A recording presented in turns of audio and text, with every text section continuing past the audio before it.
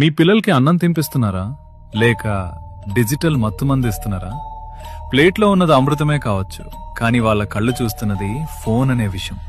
ఆ స్క్రీన్ వెలుగులో వాళ్ళ అన్నం తినడం లేదు మావా, ఒక హిప్నటైజ్ చేయబడిన రోబోలా యాంత్రికంగా నోరు తెరుస్తున్నారు. సైన్స్ ఏం చెప్తుందో తెలుసా?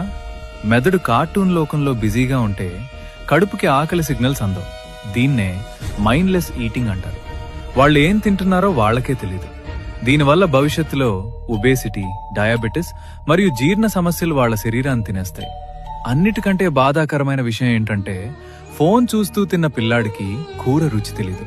అన్నిటికంటే ముఖ్యంగా అమ్మ చేతి స్పర్శ కూడా తెలీదు. మీరు వాళ్ళను మనుషులుగా పెంచట్లేదు, భావోద్వేగాలు లేని జోంబీలుగా మారుస్తున్నారు. ఆ స్క్రీన్ మీ బిడ్డను మీ నుంచి దూరం చేస్తోంది. 2 రోజులు ఏడ్చినా పర్లేదు, కానీ వాళ్ళ భవిష్యత్తుని నాశనం చేయకండి. అన్నం తినేటప్పుడు నో గ్యాడ్జెట్స్ రూల్ పెట్టండి. వాళ్లతో మాట్లాడుతూ కథలు చెప్తూ తినిపించండి. ఆ బంధాన్ని కాపాడుకోండి. తల్లిదండ్రులు